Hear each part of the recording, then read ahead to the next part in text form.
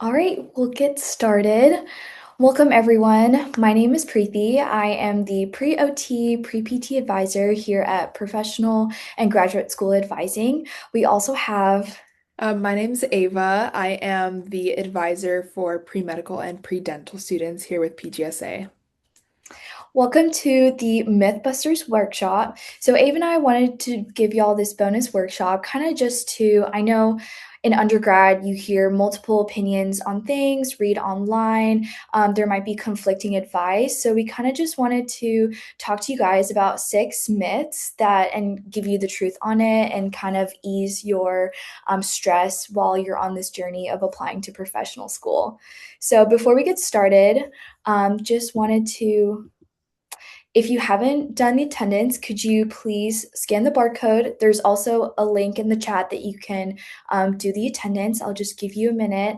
And while you're doing that, here is our address. If you haven't come visited us, we're at the coldest building here on campus. And we also have Ava and my email on here as well. You can set up one-on-one appointments with us, come to our group advising if you'd like more personalized feedback on your application.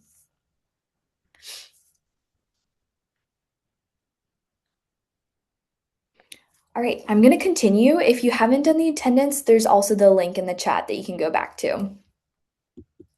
So, for the first myth, I have that. So, something in undergrad that kind of the mindset I had was I need to have everything figured out before I can seek help. And I can understand that a lot of students might be feeling this way, where we might feel, we need to have our major figured out. We need to have exactly every single detail of our career laid out. And maybe we don't know now what we want to do, but we have to have kind of all of our aspirations laid out. And that's not necessarily true. So, essentially, what I have here is seeking guidance early can really help you on your path to preparing for professional school because it can help you devise a personalized roadmap. Everybody's different, every applicant is different with different lived experiences, different passion. So, although you might, later on decide, okay, this is what I want to do, you can just start off doing activities that you're interested in, talk to your advisors, mentors, and kind of figure out maybe what that roadmap might look like.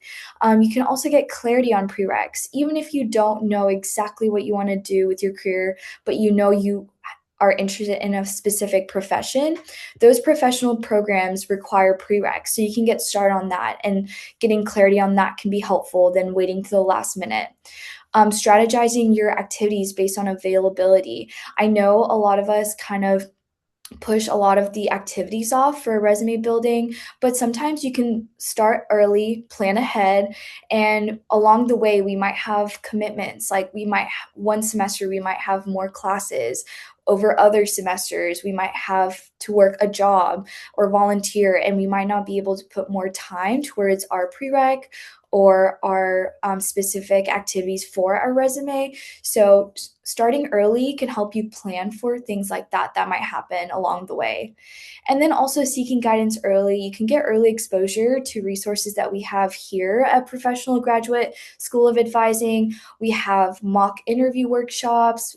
We can review your personal statement. We can help guide you, make that personalized roadmap for you. So even if you don't know, what if the exact plan you have for yourself will work out or if that's how it's going to be, at least starting early can help, for you to decide what you like, what you don't want for your career. And some additional resources I have in the bottom that you can use to get for guidance is academic advisors. So once you come to us with help on your application and you kind of get clarity on your prereqs, you can go back to your academic advisor and create that 4-year plan with your degree plan and make sure everything is kind of being completed in a timely manner, even if you don't have the specifics figured out of your career. You can ask your peers, joining organizations, even in pre-OT, joining OT society where you're meeting with other people and you're networking, you're kind of hearing what they're doing and having an open ear to that can help you figure out what you want to do. Professional contacts, so if you want to go to medical school, if you know of any doctors, kind of just understanding what their journey was like, they can also give you guidance guidance on things that they've learned along the way. Going on Google and searching is also really great, but don't get overwhelmed with all the different advice on there. Like Reddit is helpful, but to an extent. And then also, I know reaching out to programs might seem really scary, but it's better to go to the source, and they're really happy to help you guys, and they want to tell you about their school, their resources that they have, kind of what they're expecting from applicants. So even if you don't know if you want to go that specific program just yet, just calling them and talking with them can kind of give you an idea early on and what you need to work towards. So for the second myth, I have all experience is good experience.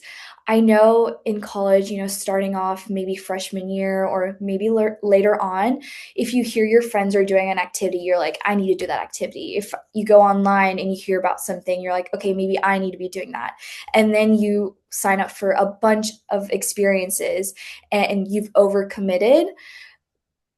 As that might be good, doing a bunch of things, diversifying your application can be good, but it is more important to have quality over quantity. You want to show that you're committed to a couple activities, how you grew in that activity, how that made you feel, why you were passionate about it, than just, doing a bunch of things to check off these boxes that you might think schools need. You really want to do activities that resonate with you, because your application is more of a cohesive narrative of you as an applicant, like who you are, what you're passionate about, what you want to do once you attend that school. Is there an issue you want to address? If is there something that you really want to do with your career?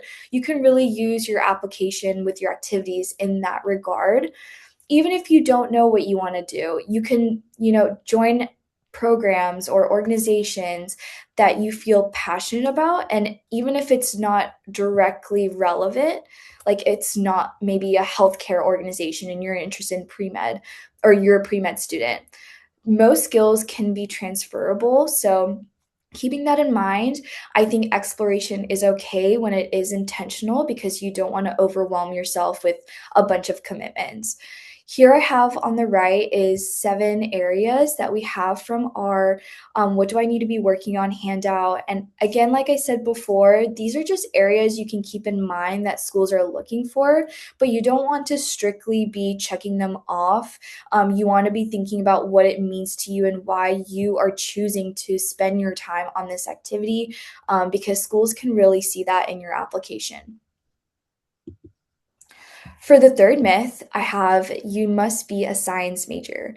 So I get a lot of students who come and ask me, do I have to be a biology major? Do I have to do kinesiology if you're like a STEM major?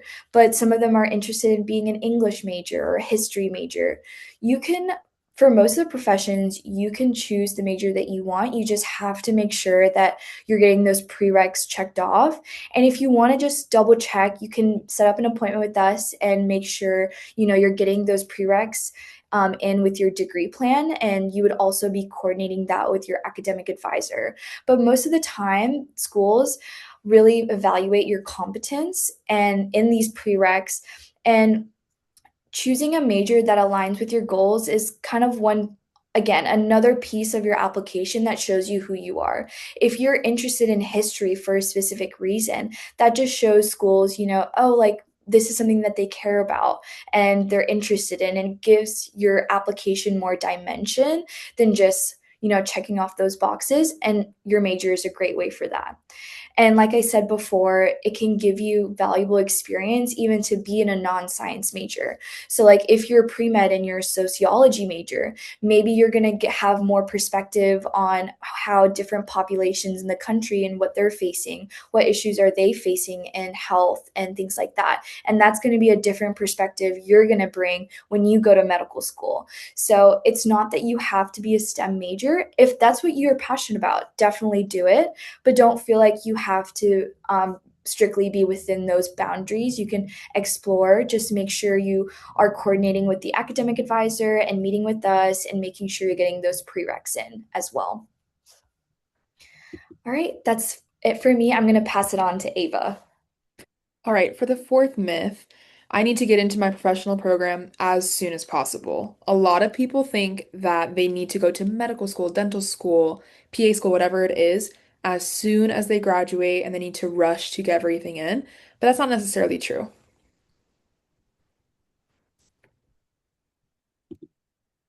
So the truth is that gap years are totally acceptable. In fact, I know for medical school, the average age of matriculants is not what you might think, 21, 22, right after undergrad. A lot of schools are shifting more towards 24, 25, even 26, which means a lot more students are taking extra years to maybe strengthen their application, but other people just want to work and save money, or they want to travel, or just do other things they enjoy. So gap years are totally fine. And if you want to go straight through to your professional program, then by all means, it's definitely doable and you can fit that into your timeline. But realistically, everyone's timeline is different. And if you're feeling like you need some more time, that is okay. And you really should try not to compare your timeline to your peers, because that can just be discouraging and it can make you feel like you're behind. But in reality, everyone's just on a different timeline, and that's okay. And you need to find out what works for you and then plan and do that. So, for myth 5, some people think that the only things professional programs care about are GPA and entrance exam scores, so MCAT, DAT, GRE. But the truth with that is, although GPA and entrance exams are extremely important, for sure, they do get your foot in the door, and you want to make sure they're as strong as possible because some programs do screen for very, very low GPAs and they filter some of those out. But the truth is, even if someone has a 4.0, and let's just say for medical school, a 528 on their MCAT, that does not mean they're going to get in, especially if they don't have valuable experiences to back that up. And this kind of goes off of what Preeti was saying about the importance of building a really strong story of why you want to pursue your intended career in health. And that's what these professional programs want to know. These programs are for very rigorous fields. The programs themselves have rigorous classes, but aside from that, just the career, you're going to have a lot of responsibility. You're taking care of people, and you're going to have to sacrifice time and energy into this career. So professional programs want to know that you're up to it and that you have over this time built up really valuable skills. So you're going to be able to interact with patients and be a kind and compassionate healthcare provider. And so even think of all the sacrifices that you've done up to this point, all the time that you've spent studying, maybe times you've had to say no to fun plans. And you want to think about that and think about the experiences and think of the impactful moments you've had with patients or how have you impacted someone positively and put that all together as part of your story towards your career.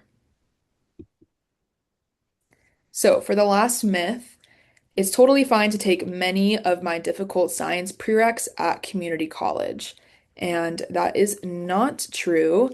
While yes, community college classes will be accepted by professional programs for sure, admissions committees want to see that you are able to do well in these rigorous courses. Because, like I said, you're going to be doing more rigorous courses in these programs themselves. So, ideally, you do want to try to take most, if not all, of your prereqs at A&M.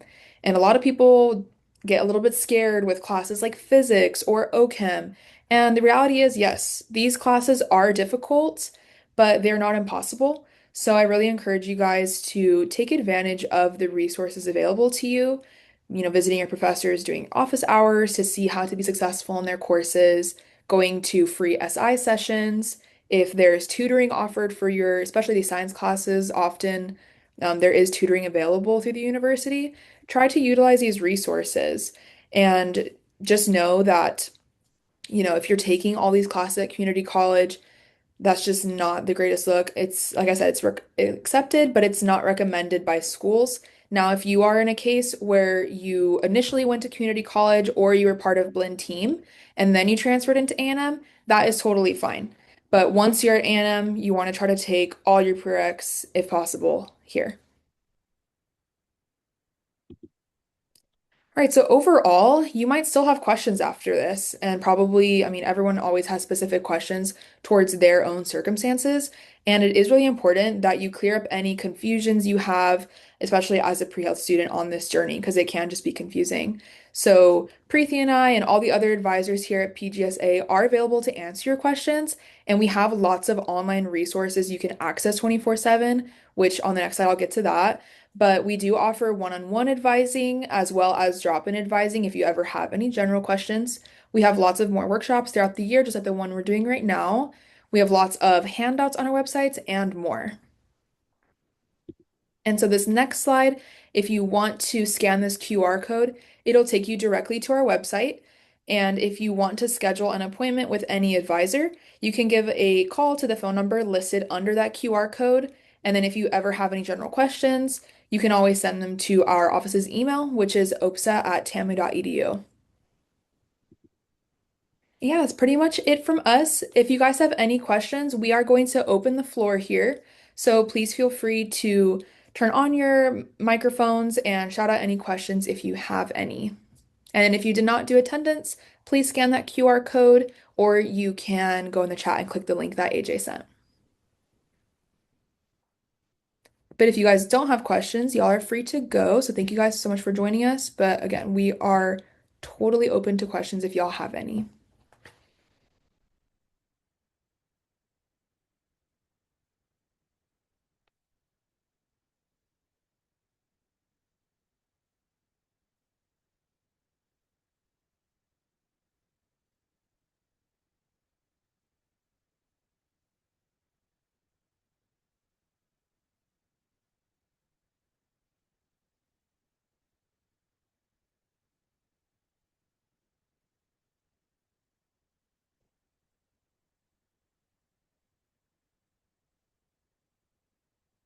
Okay, Lily, I just saw your chat. Yes, we do have advising appointments available during the summer and pretty much all year we have appointments available. So to get our calendars and to get like your specific advisor's calendar, again, just call the phone number. If you didn't see that one slide, you can just Google our office, PGSA, and it should come up. And once you talk to a student worker, then they will help get you scheduled.